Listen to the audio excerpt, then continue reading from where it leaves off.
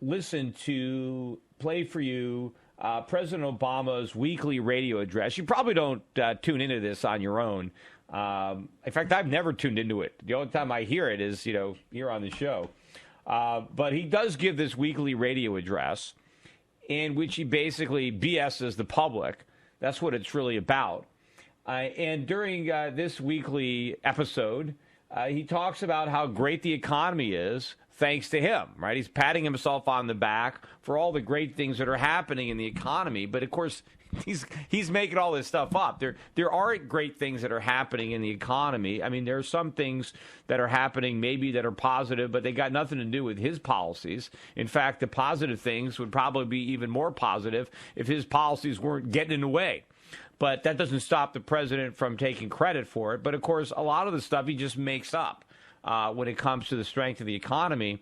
And he's trying to do this just to maybe deflect people's attention from the fiasco, otherwise known as Obamacare. But I thought I'd play a little bit of the president's boasting, and let's, pick it apart and bring it back down to earth. So here is his first cut that I've got from the speech. It's cut number 7. Over the past couple of months, most of the political headlines you've read have probably been about the government shutdown and the launch of the Affordable Care Act. And I know that many of you have rightly never been more frustrated with Washington.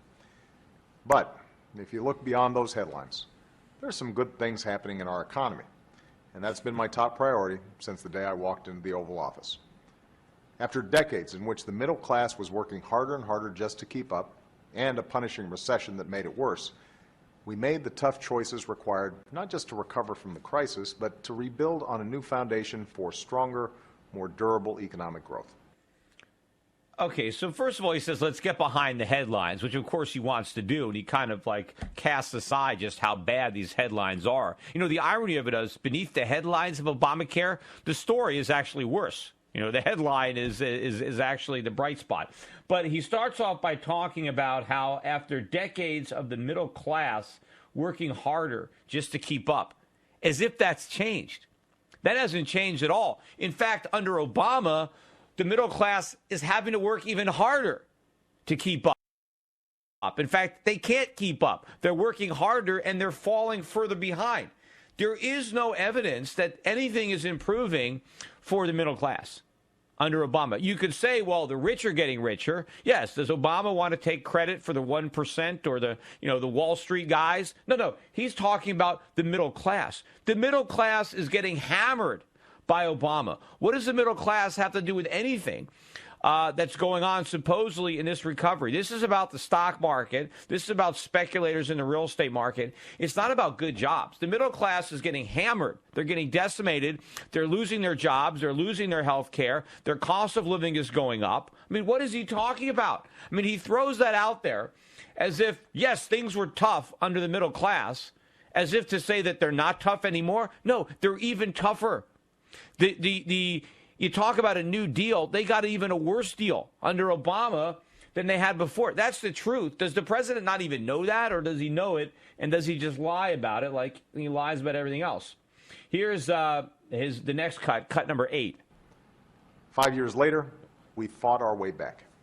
Our businesses have created 7.8 million new jobs in the past 44 months.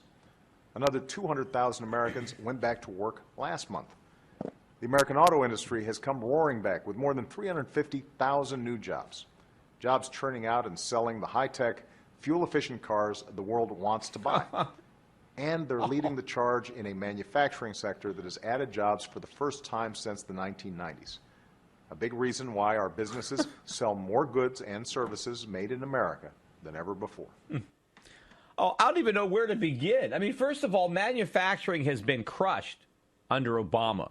So there's a month where we add a few jobs in manufacturing, and this is like his good news.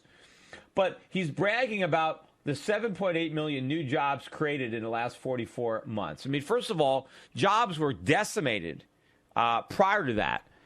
This is the weakest jobs recovery ever. I mean, whenever you have a big recession and a lot of jobs are lost, the jobs are going to come back anyway. I mean, the president could have done nothing, and more jobs would have been created than the jobs that were created based on what he's done. The fact of the matter is, because of Obama, only 7.8 million jobs were created. Because if it wasn't for Obama's policies, a lot more jobs would have been created. See, that's what he's not saying. These are the jobs that would have been created anyway. And yeah, this is the weakest job recovery ever under any president when there was ever a recovery from a recession, and especially considering the depth of the downturn, how many jobs were lost, why aren't we getting them back? And of course, what the president is not talking about is how many of these 7.8 million jobs are part-time. How many of them are temporary jobs? How many of them don't have any benefits at all? How many of these 7.8 million jobs have lower pay than the jobs that were lost?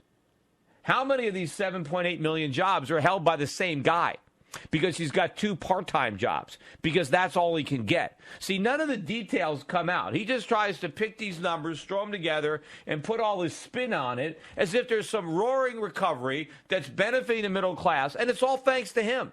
Things were terrible until he came aboard, and now they're great. No, things were bad, and now he's made them worse. That's the reality of the Obama presidency. But, of course, he's not going to talk about that any more than he wanted to talk about the reality of Obamacare. See, whenever the president says anything, just think about, if you like your health care, you can keep it. If you like your health insurance, you can keep it. How honest was that statement? See, whenever he says anything, it's kind of like, Richard Nixon, I am not a crook. Or what's another big statement? George Bush Sr., read my lips, right? Only this is worse. Probably when George Bush said, read my lips, no new taxes, he probably meant it. I mean, at that time, he probably intended not to have new taxes. And he ended up having to do it anyway. But I'm sure that when he said it, it wasn't a lie. It was a promise that he wasn't able to keep. But I'm sure he was sincere at the time. I mean, why not? I mean, no new taxes would be something good. But there's no way that Obama was so clueless and ignorant about his own plan that he really believed if you like your health insurance, you can keep it. There's no way he knew that. There's no way. I mean, don't you think like one of his aides probably came up to Obama? I mean, he said this so many times. You don't think someone maybe pulled him aside and said, excuse me, Mr. President, but that is not exactly true. There's going to be millions of Americans who aren't going to get keep their plan. You don't think somebody told him that? Somebody must have, right? I mean, how could you not tell the president that? The president probably said, shh, keep it quiet. I'm trying to get elected here. We're trying to get this thing passed. We can't tell the truth. No one's going to go for this thing if we tell them the truth. So that's what he did. He lied. And I want more people out there. A lot of people are afraid to say the president lied. They say somehow it's disrespectful to the office. What I think is disrespectful is to let the president lie and not call him out on it. Let's respect the office. And when there's a liar who's occupying it, when you have the liar in chief, not the commander in chief, have some respect for the office and call him out on his lies. Here is the next clip, cut number 9. We decided to reverse our addiction to foreign oil. And today we generate more renewable energy than ever, more natural gas than anybody. And for the first time in nearly 20 years, America now produces more oil than we buy from other countries. We decided to fix a broken healthcare system. And even though the rollout of the marketplace where you can buy affordable plans has been rough, so far about 500,000 Americans are poised to gain health coverage starting January 1st. Yeah. And by the way, healthcare costs are growing at the slowest rate in 50 years. All right, he's got a lot of whoppers in there. First of all, yes, we now are producing more oil than we import. So we're basically importing about half our oil. Maybe we import 49%, we produce 51%. That's not exactly what I would call energy independence, or that we're no longer dependent on foreign oil. When the Department of Energy was first established by Jimmy Carter, the U.S. imported about 30% of its oil. So we were 70% self-efficient back then.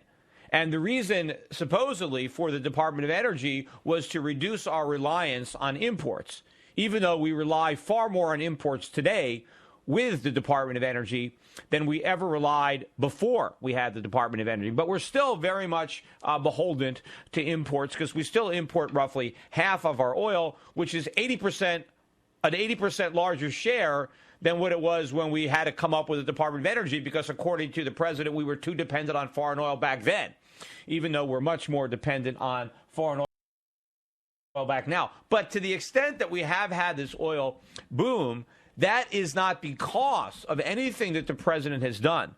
That is despite everything that the president has done. I can tell you, being in this business myself, having invested a lot of money for myself and my clients in these oil deals over the years, I can tell you if the president really was proactive and was making this a priority and was doing something to make the tax code more favorable to this type of investment instead of punishing it, if he had done that, it could have been even bigger. We could be producing even more oil and gas. We could be producing even more if the president had the right energy plan. Instead, he has the wrong plan, but the market overcomes it anyway, and then he takes credit for something that he had absolutely no responsibility for. Yep, that's our president. But I got more on this cut alone because he already opened up that other can of worms on healthcare spending going down, because I want to get into the real reason why that's happening. So we're going to finish talking about this, then we're going to play another clip. And if you have any comments on this, you want to call, we have one segment coming up. We'll be right back.